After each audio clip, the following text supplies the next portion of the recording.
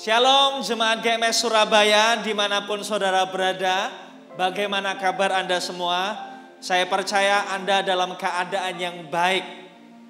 Bagi saudara Jemaat Wanita GMS Surabaya, mari bergabung dalam acara Christmas Celebration Fellowship bersama para wanita-wanita ilahi tanggal 4 Desember 2020 hari Jumat jam 1 siang.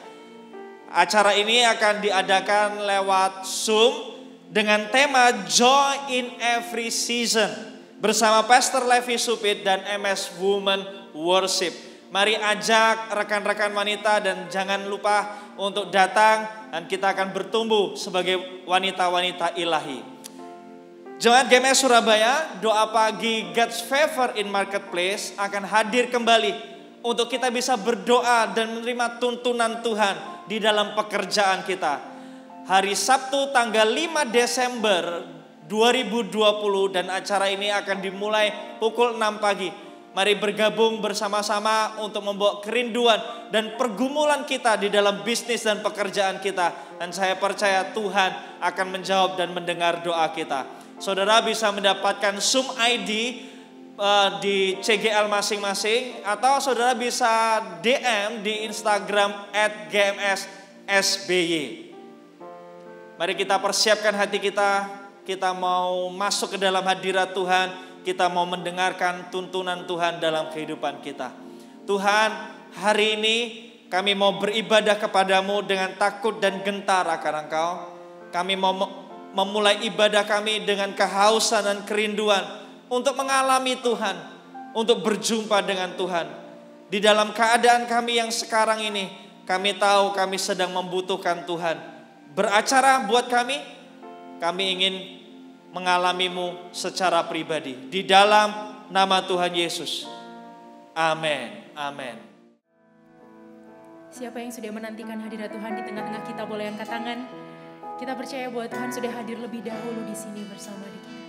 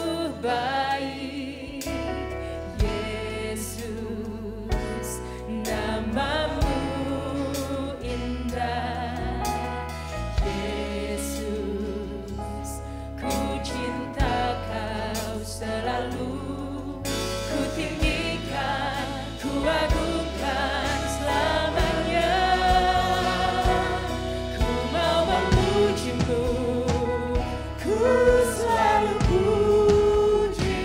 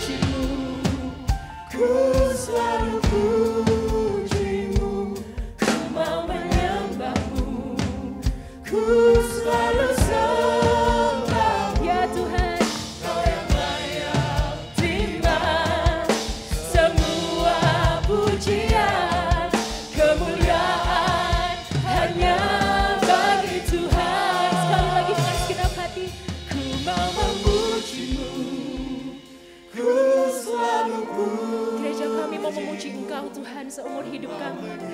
Kami mau menyembah Engkau Yesus Tuhan. Di tempat ini, di rumah ini Tuhan.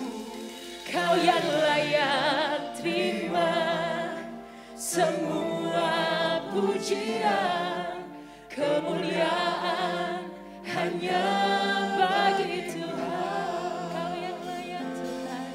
Kau yang layak terima semua pujian, kemuliaan hanya bagi Tuhan.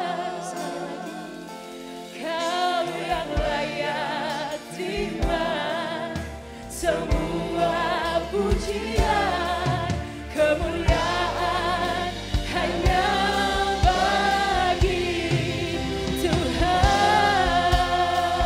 Kami memuji Kau di rumah kami Tuhan. Di tempat ini kami mau tinggikan Kau Yesus lebih dari segalanya Tuhan. Sebab Kau layak dipuji dan Kau Allah yang baik. Yesus Tuhan. Kau sungguh baik Yesus. Kau sungguh baik. Kau layak disembah. Memuji nama-Nya. Yesus kami menyembah-Mu, kami memuji-Mu, Yesus.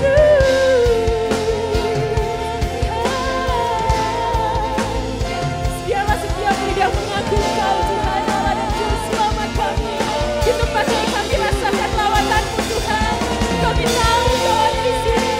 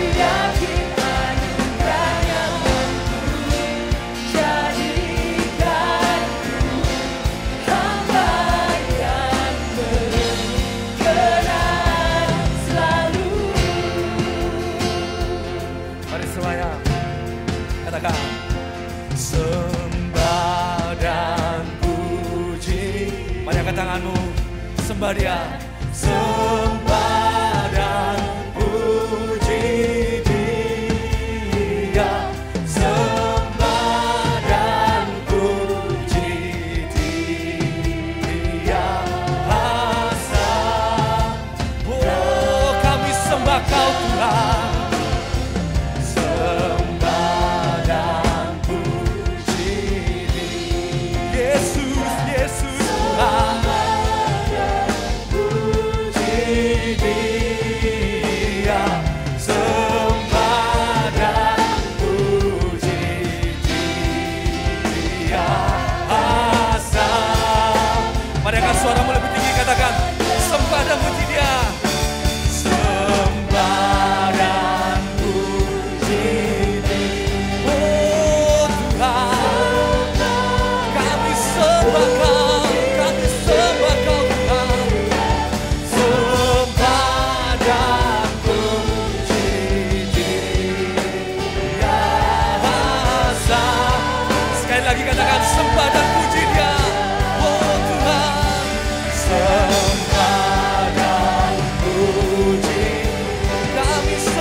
Kau Tuhan. Yesus, Yesus, sembah dan puji dikasihkan. Oh kami sembah Kau, sembah dan puji dikasihkan. Sekali lagi katakan sembah dan puji Dia. Sembah dan puji Dia. Sang Raja. Sorak-sorai kemuliaannya bagi nama Tuhan. Oh Dia Raja di atas segalanya. Haleluya. Haleluya. Amin. Siapa yang mau bersuka cita lebih lagi buat Tuhan, boleh kasih tepuk tangan buat Allah kita yang dahsyat. Woo. Masih kuat berdiri sama-sama ya buat Tuhan.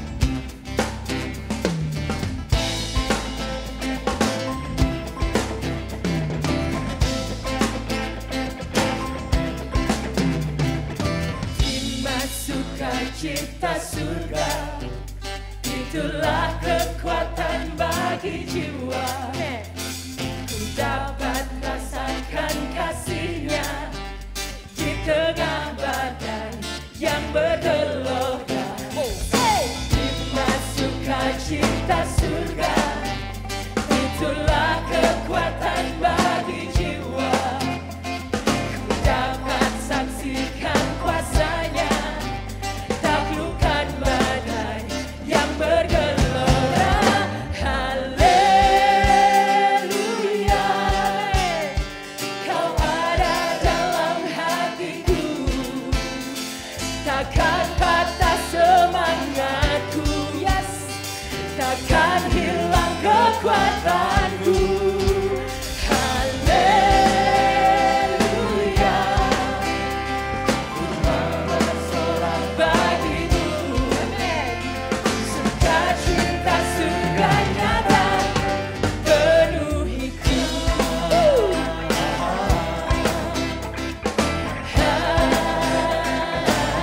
Sekali lagi, terima sukacita surga, itulah kekuatan bagi jiwa. Ku dapat rasakan kuasa-Nya, taklukkan badai yang bergelora. Haleluya, kami memuji Engkau Tuhan di tempat ini. Amin. Takkan patah semangatku, takkan hilang kekuatanku. Haleluya, ku mau bersorak bagimu, sukacita surga nyata penuhiku. Bareng-bareng ya, belajar ya. Sekali lagi.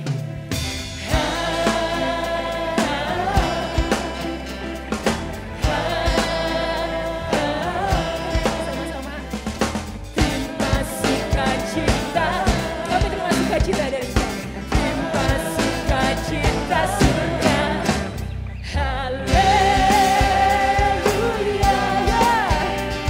Kau ada dalam hatiku, takkan patah semangatku, takkan hilang kekuatanku. Haleluya, ku mau bersorak bagimu, sukacita surga nyata penuhiku.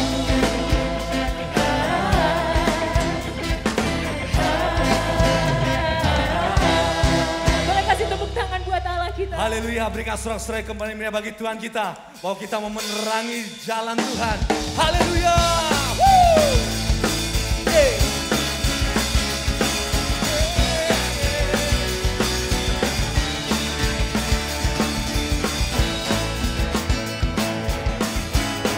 Oh Tuhan,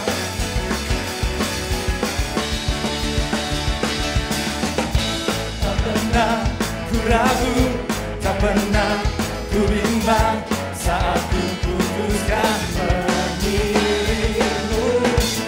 Firman-Mu kekuatanku, hikmat-Mu menuntunku untuk membawa jiwa kepadamu. Roh-Mu Tuhan, Roh-Mu di dalamku, kami kan hidup bagi-Mu Tuhan. Ku hidup bagi-Mu, bukan menyala rangi dunia, menjadi saksi-Mu, bukan berlari beritakan karya-Mu seumur hidupku.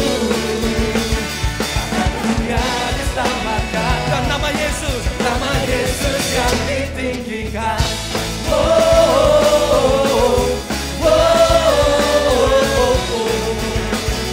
oh, oh, oh. Semua katakan tak pernah ku ragu, tak pernah ku bimbang saat ku putuskan mengiringmu. Firman-Mu kekuatanku, hikmat-Mu untuk membawa jiwa kepadamu. Roh-Mu Tuhan, Roh-Mu di dalamku, ku hidup bagi-Mu, bukan menyala rangi dunia, menjadi saksi-Mu, bukan berlari di tangan karya-Mu Tuhan, seumur hidupku. Akan dunia diselamatkan dan nama Yesus yang ditinggikan. Oh, oh, oh. Mari semua katakan, oh, oh, oh, oh, oh. Ini saya kawan. Oh, oh, oh, oh. Mari sama-sama katakan, Roh-Mu Tuhan, Roh-Mu di dalamku, kami kan hidup Tuhan. Ku hidup bagi-Mu, bukan menyala rangi dunia, menjadi saksi-Mu, bukan berlari beritakan karya-Mu seumur hidupku. Kami kan menyala Tuhan, bukan menyala rangi dunia, menjadi saksi-Mu, bukan berlari beritakan karya-Mu Yesus, beritakan karya-Mu seumur hidupku. Akan dunia diselamatkan dan nama Yesus yang ditinggikan. Oh, oh, oh, oh, oh, oh, oh, oh, oh.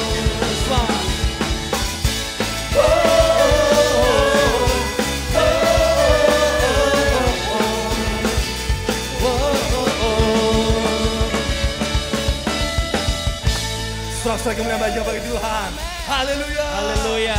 Haleluya. Haleluya. Haleluya. Mari kita datang di hadirat Tuhan. Kita mau gunakan waktu-waktu ini untuk berdoa syafaat selama beberapa menit ini. Ora bakaria rabaka sikiara bakara bakara baka. Terima kasih Tuhan. Kami tahu Engkau Allah yang berkuasa.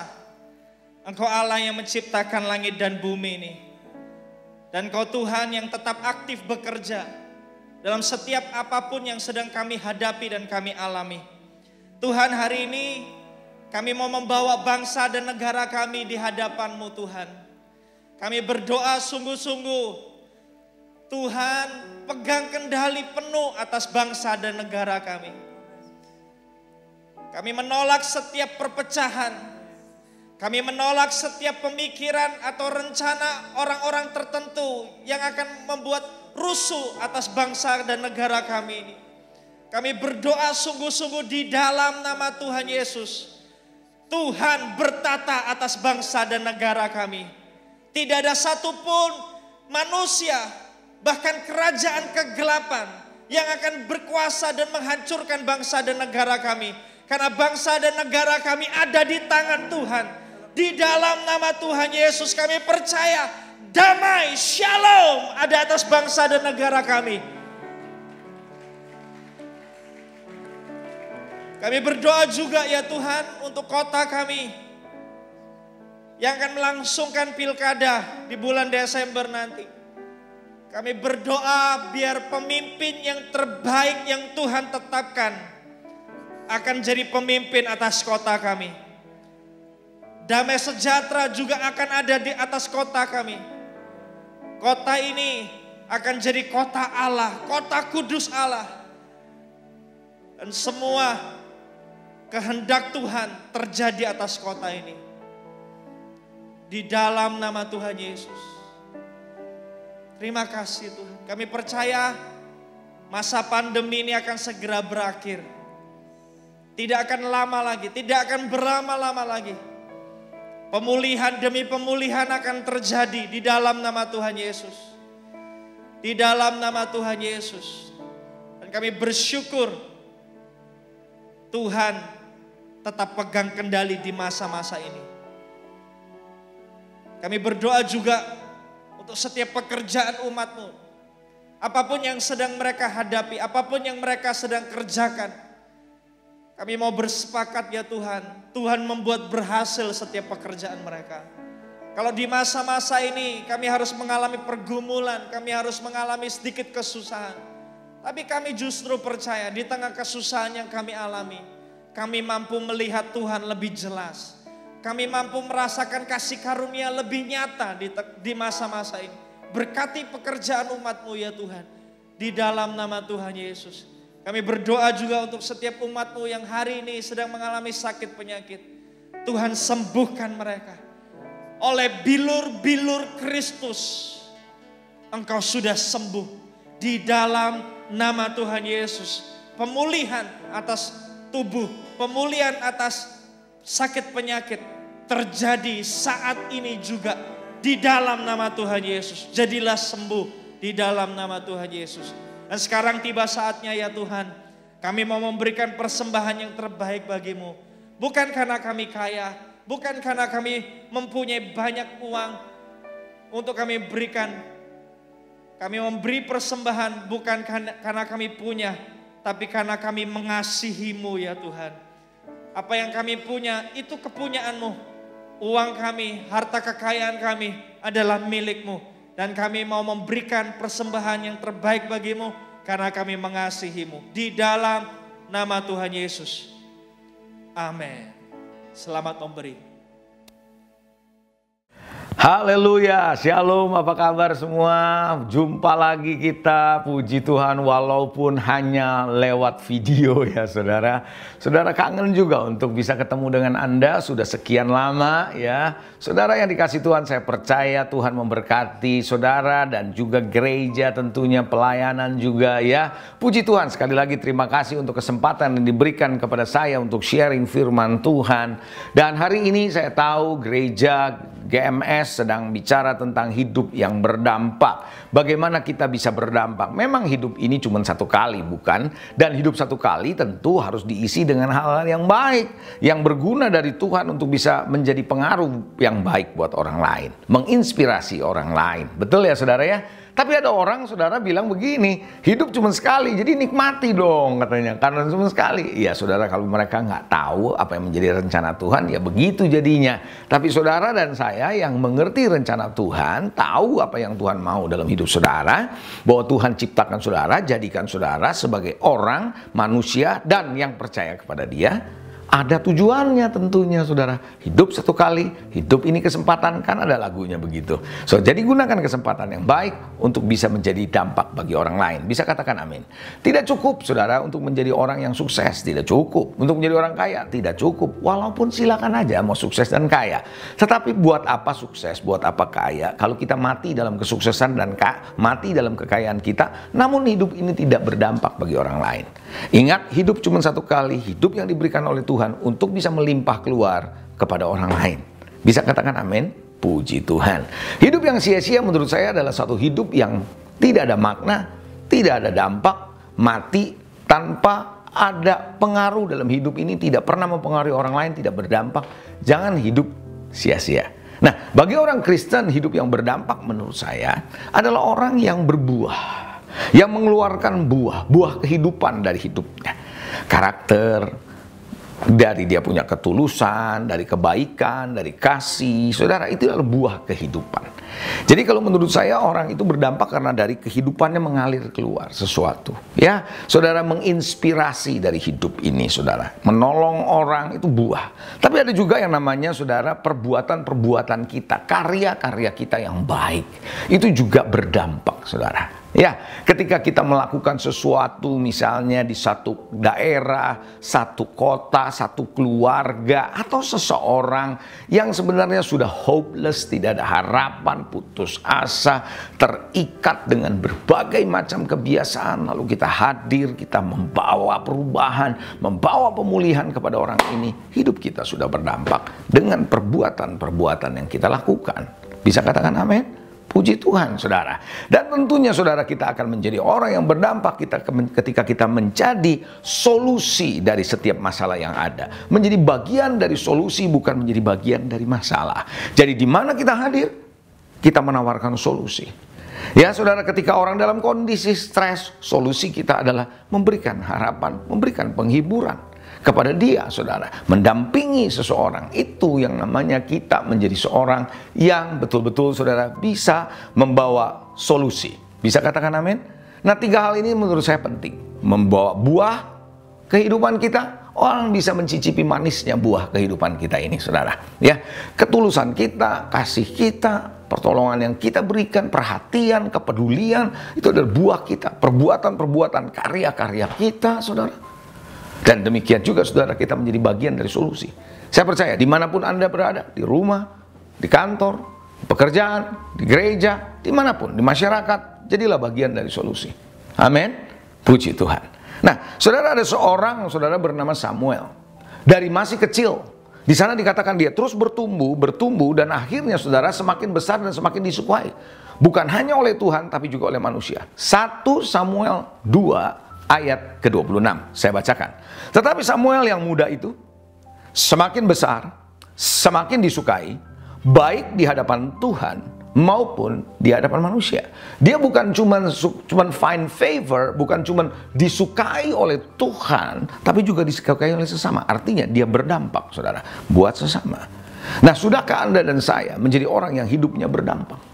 Makanya Tuhan berkata, kita harus menjadi terang dan garam. Kita harus mengupayakan kesejahteraan kota. Itu apa? Supaya kita juga berdampak. Dalam Matius pasal yang ke-5 ayat ke-13 sampai 16 di sana dikatakan demikian. Saya bacakan. Kamu adalah garam dunia.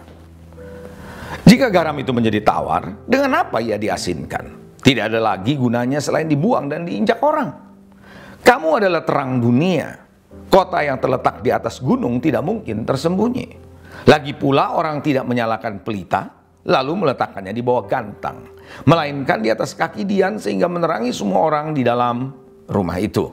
Demikianlah hendaknya terangmu bercahaya di depan orang, supaya mereka melihat perbuatanmu yang baik dan memuliakan Bapakmu yang di surga. Nah, Bapak, Ibu, Saudara, kita ini perlu harus jadi terang bagi orang lain. Suatu ketika saya masih di dalam perbankan dulu, saudara, bos saya sering mengadakan acara dengan orang-orang dekat dia, tim yang di bawah dia. Nah, kadang-kadang acara Natal atau akhir tahun, mereka pergi ke satu tempat, restoran, ke bar, gitu ya. Nah, saudara yang dikasih Tuhan, karena mereka melihat hidup saya dari hari ke hari di dalam kehidupan sehari, maka ketika mereka mau melakukan hal yang aneh-aneh, ke bar, pokoknya melakukan yang menurut saya aneh-aneh, itu artinya yang tidak sesuai dengan iman saya tentunya, saudara. Dengan kepercayaan saya sebagai orang percaya waktu itu yang masih belum jadi pendeta, saudara ya. Saudara yang dikasihi, apa yang terjadi? Atasan saya bilang gini, kita pergi ke sana, jangan sekali-sekali ajak si Leo, katanya gitu. Jangan lo ajak dia, lo jangan ganggu dia. Nah, saudara, kenapa? Mereka tahu bahwa kita sebagai orang Kristen, identitas kita harus kelihatan lewat hidup. Mereka juga tahu, dan paling tidak mereka ngerti bahwa ada perbedaan antara gelap dan terang. Bisa katakan amin. So, mari kita tahu, lihat, Tuhan mau saudara dan saya jadi terang, mau jadi garam, artinya apa? Berdampak. Dalam kegelapan, terang itu penting, sekalipun kecil. Oh ya, kalau udah gelap sekali di dalam sebuah lorong, Anda lihat ada terang kecil aja, itu kelihatan sekali, saudara. Hal yang sama, saudara, Anda menjadi garam, makanan gak ada garam tawar, saudara. Dan Tuhan mau kita berdampak. Amin. Dan satu ayat lagi dalam Yeremia 29 ayat yang ke-7, ini ayat menarik, saudara, untuk Anda simak baik-baik. Di sana katakan, usahakanlah kesejahteraan kota, kemana kamu aku buang. Saya berhenti sebentar. Saudara, usahakanlah, ayat ini sudah banyak kali saya baca berulang-ulang dikotbahkan bahkan. Tapi satu titik Tuhan menghentikan saya di ayat ini. Waktu saya bicara, kemana kamu aku buang.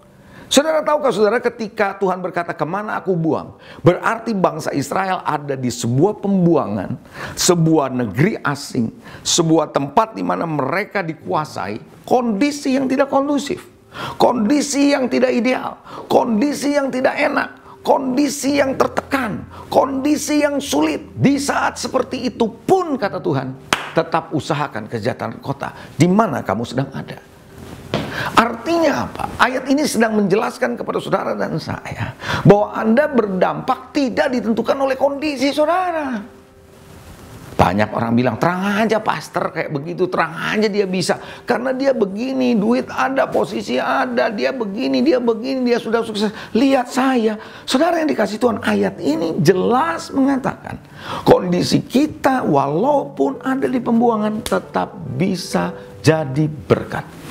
Dan tetap berdampak. Yang setuju sama saya boleh katakan amin. Ya, saya lanjut saudara. Dan berdoalah untuk kota itu kepada Tuhan, sebab kesejahteraannya adalah kesejahteraanmu juga. Jadi Bapak Ibu, Tuhan mau saudara dan saya belajar bahwa kita harus ngerti bahwa kita ini dibuang oleh Tuhan. Kalau bangsa Israel dibuang oleh Tuhan, mereka tetap mengupayakan kesejahteraan kota. Kalau Anda sekarang dalam kondisi tertekan dimanapun Anda berada, Anda perlu menjadi seorang yang berdampak sehingga membawa berkat dimanapun Anda berada. Bisa katakan amin? Haleluya, puji Tuhan. Nah, oleh karena itu Bapak Ibu Saudara, Anda diselamatkan bukan cuma sekedar menunggu sorga. Kita diselamatkan, terima Yesus, datang ke gereja, beribadah, memuji Tuhan, lalu menunggu sorga. Enggak, Anda begitu saudara. Tapi Tuhan mau sementara Anda terima Yesus, Anda beribadah, Anda dilengkapi dalam keseharian kita. Dalam keseharian kita, sebagai profesi apapun, dalam profesi apapun, dalam pekerjaan apapun, dalam bisnis apapun, kita berdampak. Ada amin? Puji Tuhan. Suatu ketika, saya cerita lagi ketika saya masih di dunia perbankan, saudara. Sekali waktu, di pagi hari, kira-kira jam 9-an lah gitu, tiba-tiba staf saya datang. Dia menyodorkan saya file kredit untuk perpanjangan permohonan kredit dari seorang debitur di bank di mana saya bekerja. Sementara saya baca. Tiba-tiba Tuhan menuntun saya untuk menghentikan dulu baca, tapi ngobrol sama dia. Ngobrol apa aja? Mulai buka, suara buka bicara. Saudara, akhirnya saya merasa tuntunan itu begitu kuat. Dan akhirnya saya tutup sebentar, saya bilang, saya mau ngobrol sebentar sama kamu, boleh? Ya, ngobrol. Nggak tahu gimana saya buka ngobrol, pelan-pelan, akhirnya entah gimana, dia mulai terbuka, dia mulai cerita sama saya. Dan saat dia cerita, itu kayak ada firman yang mendorong saya, ada hikmat yang mendorong keluar dari mulut saya untuk bicara kepada dia. Dan saya berbicara kepada dia, tiba-tiba saudara, dia menangis. Wow, dia menangis tersenggukan saudara. Lalu saya kasih tisu, sampai saya tunggu selesai, dia nangis. Dia bilang, maaf ya Pak, saya nggak pernah ngalamin gini, saya nggak tahu kenapa pagi ini saya bisa begini, katanya gitu. It's okay, saya nggak tahu dia sebenarnya, dia beragama apa sebelumnya, saya nggak tahu saudara. Tapi jadi saya coba bagikan aja. Saya bagikan.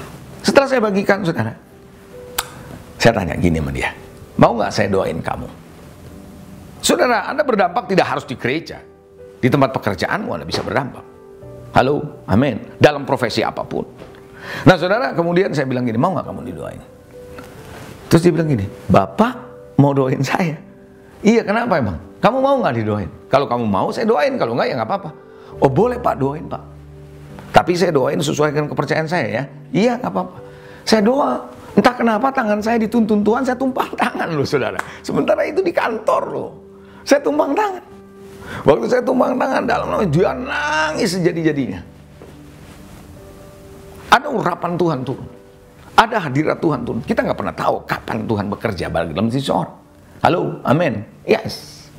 Dan saudara, kemudian setelah selesai saya tanya sama dia, kenapa kamu nangis?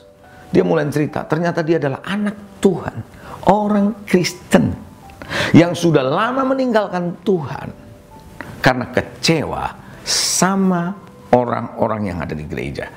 Nggak sedikit orang seperti itu. Tapi hari itu Tuhan lawat dia di dalam pekerjaan. Jadi Bapak Ibu, Anda tidak pernah tahu kapan Tuhan mempengaruhi hidup saudara dan membuat Anda menjadi berdampak. Halo?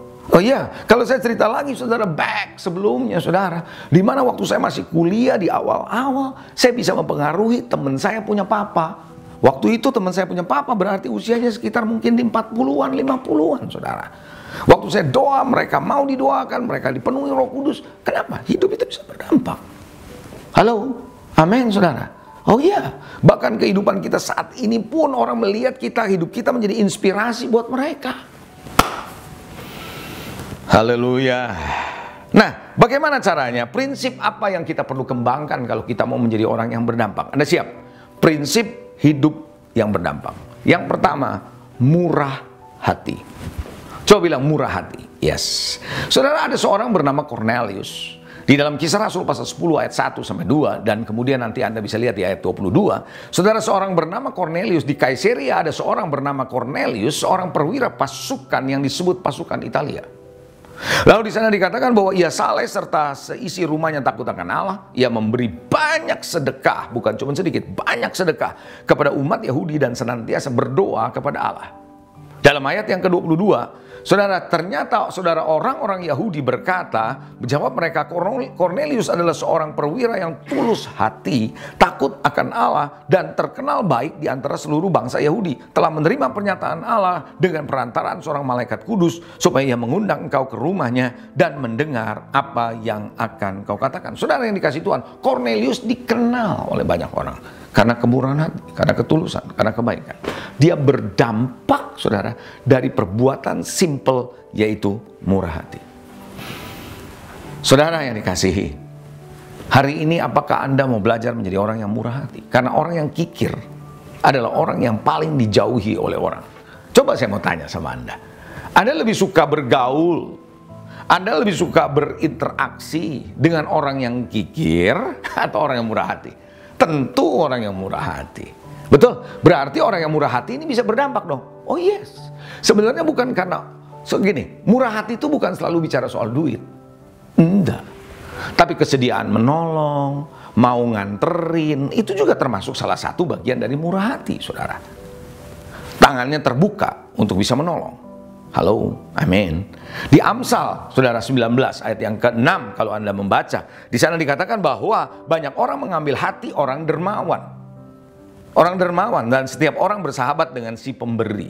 Jadi makanya si pemberi itu banyak temennya berdampak, saudara. Bukan karena apa-apa. Orang bisa banyak duit, tapi kalau dia nggak murah hati, nggak ada yang mau deket, saudara. Nggak ada, karena dia nggak berpengaruh, nggak berdampak. Saudara, kaya saja, sukses saja nggak cukup, saudara. Amin. Puji Tuhan. Yang pertama, murah hati. Jangan biarkan kekikiran kita ada pada kita ya. Yang kedua, kalau kita mau menjadi orang yang berdampak, prinsip hidup yang kedua, integritas. Di dalam Amsal 22 ayat 1 berkata, nama baik lebih berharga daripada kekayaan besar. Nama baik lebih berharga daripada kekayaan besar. Dikasih orang lebih baik daripada perak dan emas. Nama baik. Coba bilang nama baik. Oh yes. Yes. Itu nama baik bisa didapat karena apa? Integritas. Integritas. Dan integritaslah yang mempengaruhi kita, saudara. Coba saya mau tanya. Pikirkan baik-baik di pikiran saudara. Anda bisa terdampak hari ini, terinspirasi maksud saya. Hidup Anda terinspirasi oleh seseorang. Pikirkan nama orang yang menginspirasi saudara. Mungkin 1, 2 orang atau 3 orang. Selama hidup saudara sampai hari ini. Entah kakek, entah nenek, entah ayah, entah ibu, entah paman, entah guru, entah pendeta, siapapun. teman yang mempengaruhi saudara, yang membuat Anda menjadi lebih baik, yang membuat Anda lebih berpengharapan. Coba lihat. Pada umumnya orang-orang ini bisa mempengaruhi saudara bukan karena dia kaya. No. Saudara, saya ngomong begini bukan berarti saya anti kaya, anti kemampanan. No, bukan itu maksud saya. Saudara yang dikasih Tuhan, kita bukan karena kekayaannya, bukan karena dia punya kehebatannya, kecerdasannya semata-mata, tidak. Tapi saya melihat integritas orang ini. Dia bisa betul-betul jujur, kejujurannya, kesetiaannya itu luar biasa. Ayah saya adalah seorang yang sangat setia. Integritasnya membuat kami anak-anaknya terinspirasi. Suatu ketika ayah saya mengajarkan kepada kami, anak-anaknya, untuk setia dan untuk jujur dalam hidup. Nah, kami waktu itu saudara, ya saya kan belum jadi pendeta ya waktu itu saudara ya. Jadi ya masih termasuk dalam tanda kutip, masih dalam masa-masa yang gelap waktu itu. Saudara, saya berkata begini sama ayah saya, termasuk anak-anak kakak-kakak saya bilang begini, "Pak, mana bisa lagi jadi orang jujur hidup di zaman sekarang?" Itu di zaman saya loh waktu itu loh. Ya, di zaman sekarang juga sama ngomongnya pasti begitu.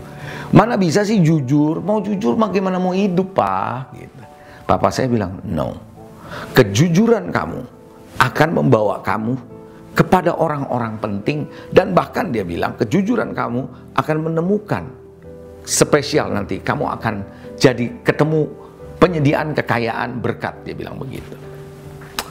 Oke lah, saya pikir orang tua jangan dilawan ya. Ya biar aja saudara.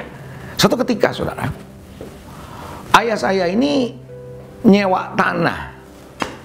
Zaman dulu kan sistemnya sewa ya. Zaman pakai Belanda sewa tanah saudara. Sewa dengan seorang tuan tanah di daerah Sudirman. Gede tanahnya. Hampir 2000 meter dia sewa saudara. Nah suatu ketika saudara, tanah di daerah Sudirman mau dibebaskan dan menjadi segitiga emas seperti sekarang ini, saudara. Nah, ketemu yang punya tanah. Yang punya tanah bilang begini, "Tanah ini saya sewain loh. Sesuai dengan hukum Belanda yang berlaku waktu itu." Dia bilang bahwa yang penyewa harus dibagi jatah.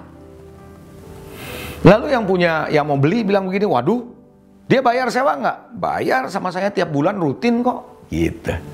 Tapi dia tanya balik, "Apakah ada buktinya?" "Wah, buktinya di tangan dia dong penyewa, yang sewa. Saya mah nggak perlu bukti, yang penting saya terima duitnya," katanya gitu. "Kalau dia nggak bayar saya tagih." Oh ya udah. Jadi si yang mau membeli tanah ini berharap ayah saya tidak punya catatan gitu loh. Didatangin ayah saya ditanya, "Bapak sewa tanah?" "Yes." "Ada perjanjiannya?" "Ada." Terus kemudian papa saya itu terkenal tertib, cermat, orang cermat, tipe orang cermat saudara. Administratifnya tertib banget. Ditanya, "Ada nggak bukti pembayaran sewa?" "Ada." Papa saya tanya, "Mau tahun berapa? Mulai dari tahun berapa?" Dia punya simpen saudara datanya, filenya panjang. Waktu dilihat semua lengkap nggak bisa apa-apa. Akhirnya waktu tanah itu dibeli, apa yang terjadi? Ayah saya dapat bagian sekian miliar. Nah ketika dia dapat ceknya sekian miliar, dia tunjukkan kepada anak-anaknya, dia bilang, "Lihat, papamu dapat." Dan dari situ dia bilang begini, "Orang jujur pada akhirnya akan ada berkat." Saudara, integritas. Jadi dari situ saya sangat betul-betul saudara berdampak, menginspirasi sampai hari ini. Itu sebabnya saudara yang dikasih Tuhan jalan dalam integritas. Saudara, tahukah saudara kalau Anda berdagang, berjualan, kalau Anda menjaga nama baikmu, orang akan suka belanja dengan Anda. Dan nama toko Anda akan menjadi mahal. Sama seperti perusahaan-perusahaan franchise makanan hari ini, merek apa saja Anda boleh sebut, mereka menjaga nama dengan baik. Bisa katakan amin? Puji Tuhan, haleluya. Integritas, ya toh? Saudara, yang ketiga, prinsip yang ketiga yang perlu Anda kembangkan kalau Anda mau menjadi orang yang berdampak. Jangan lupa dengan doa dan pujian. Ini kadang-kadang orang bilang doa dan pujian kan itu di dalam bagaimana berdampak. Jangan main-main saudara. Saudara, Mary Queen of Scotland pernah berkata demikian, "Saya takut dengan doa-doa John Knox lebih daripada seluruh tentara Inggris. Karena doa dia powerful saudara." Saudara, tahukah saudara gereja mula-mula disegani oleh orang-orang Yahudi, Oleh karena mereka punya doa dan pujian yang luar biasa. Tiap hari Tuhan tambahkan, saudara, mereka dengan bilangan yang terima Tuhan, yang diselamatkan. Paulus dan Silas yang ada di dalam penjara, bagaimana kepala penjara dipengaruhi oleh karena doa dan pujian dari Paulus dan Silas yang ada di dalam penjara. Di dalam Kisah Rasul pasal 16 ayat yang ke-25 dan ke-34, Anda bisa ketemu nanti ayatnya di situ. Karena kira-kira tengah malam Paulus dan Silas berdoa menyanyikan pujian kepada Allah, dan orang-orang hukuman lalu mendengarkan mereka. Jadi pujian mereka, doa mereka berdampak. Sadarkah Anda, saudara, saya pernah membaca sebuah kisah bagaimana sebuah gereja dibuka tempat pintunya, saudara, mereka sedang menyanyi nyanyian puji-pujian, saudara. Ini di Indonesia loh, di Indonesia bagian timur, saudara. Mereka menyanyi dengan nyanyian puji-pujian luar biasa dengan segenap hati. Apa yang terjadi? Orang mendengar itu bisa bertobat, terima Tuhan. Dari mana? Pujian dan doa. Jangan anggap enteng. Doa saudara, pujian saudara, itu akan berdampak karena dengan pujian Anda punya sukacita.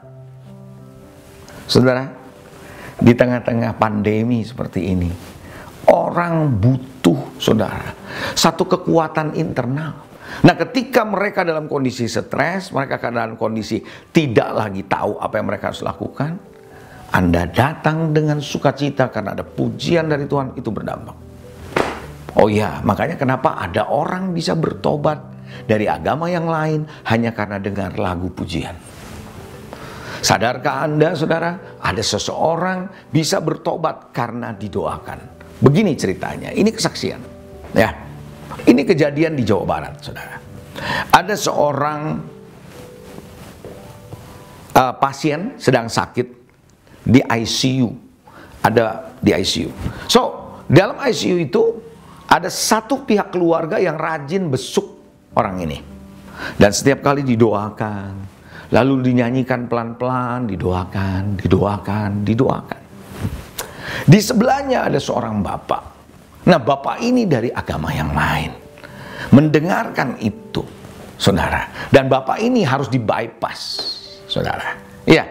Nah, saudara yang dikasih Tuhan, singkat cerita apa yang terjadi. Yang didoakan ini, tadi anak Tuhan yang didoakan ini, kemudian meninggal. Ketika meninggal dibawa keluar toh. Tapi sebelum orang yang mendoakan ini keluar, bapak ini bilang begini sama dia. Boleh nggak doain saya? Tolong doain saya. Yang doain ini adalah seorang ibu bertanya, Pak, bapak ini Muslim, saya ini Kristen, apa nggak salah saya doain? Nggak apa-apa Pak, nggak apa-apa Bu, doain saya aja. Saya sudah sering dengar tiap hari ibu doa, itu membuat saya damai, itu membuat saya tenang, katanya gitu. So, oke, saya doain sesuai agama saya loh ya Pak. Iya nggak apa-apa, didoain. Apa yang terjadi? Setelah didoain, ibu ini pulang nggak kenal lagi kan. Nah, bapak ini kemudian ceritanya saya dengar saudara di dalam satu video saudara. Bagaimana penyakitnya disembuhkan Tuhan. Hanya dengan doa begitu. Saat dia disembuhkan saudara, dia terima dan akhirnya kemudian setelah disembuhkan dia mendapat mimpi bagaimana dia menjumpai Tuhan dan dia bertobat dan dia terima Tuhan. Dan dia sekarang menjadi seorang hamba Tuhan. Wow, saudara, begitu simple. Yes, dalam doa pujian. Jadi pelayanan-pelayanan Anda yang ada di rumah sakit, jangan pikir nggak ada manfaatnya. Itu adalah investasi saudara. Barangkali Anda sendiri tidak langsung mendoakan orang yang lain itu, saudara, tetapi dia mungkin bisa minta doain dengan yang lain. Yang penting kita menabur, orang lain bisa menuai. Nggak masalah, kerajaan Allah yang diuntungkan. Yang setuju katakan amin. Yes, makanya doa dan pujian jangan pernah anggap sepele. Hadirat Tuhan itu hadir.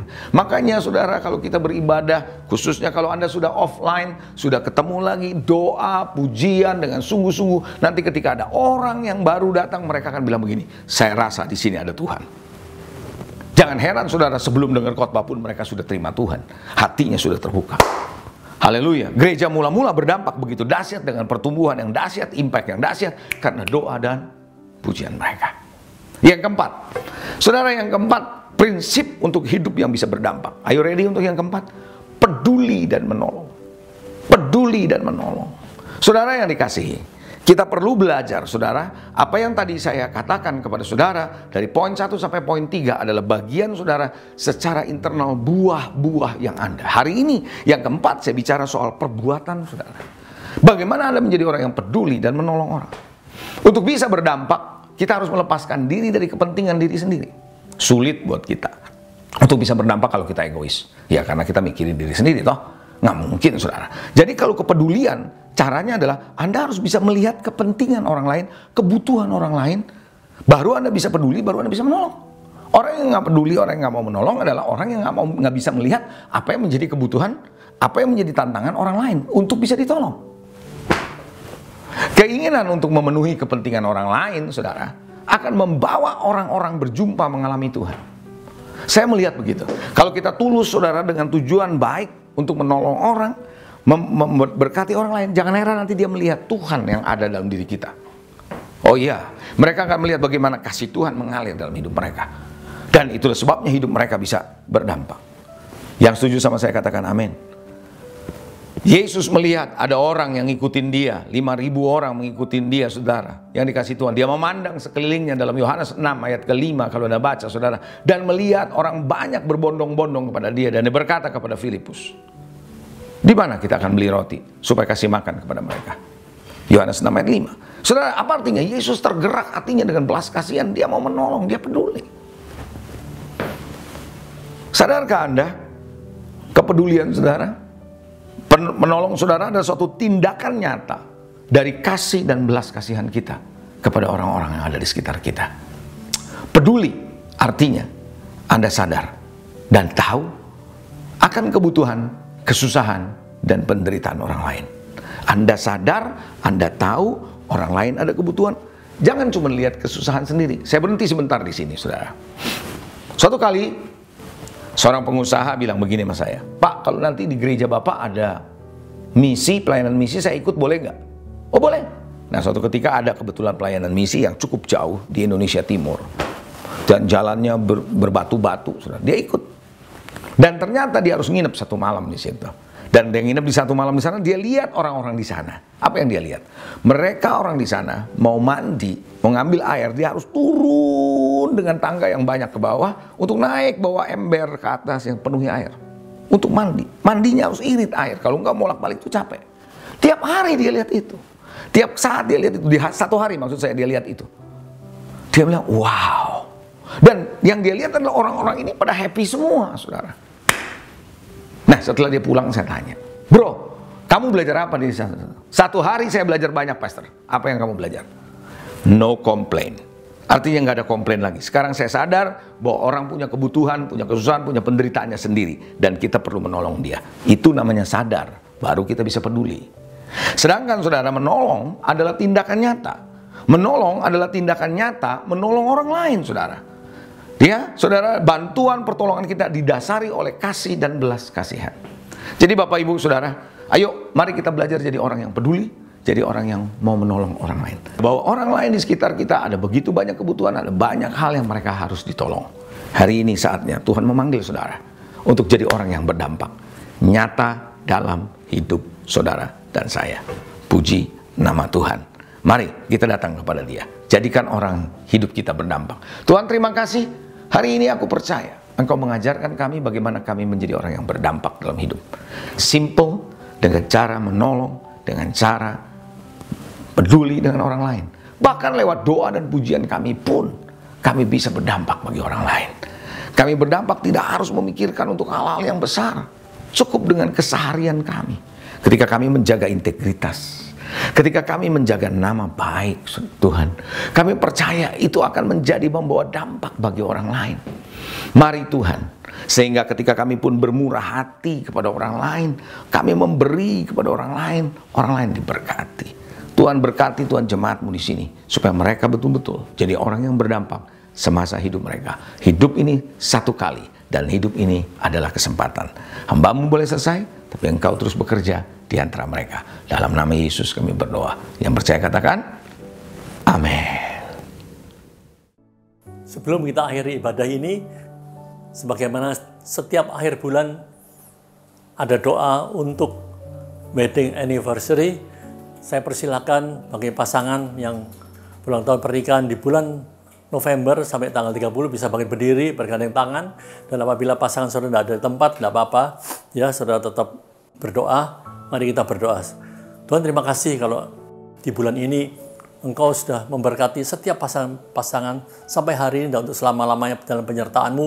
Berkati keluarga, rumah tangga mereka bisa hidup rukun dan bahagia. Berikan mereka kesehatan, sukacita, berkati pekerjaan mereka, berkati masa depan mereka, biarlah mereka bisa saling mengasihi, saling menghargai, saling terbuka, saling mengampuni, dan melupakan masa lalu.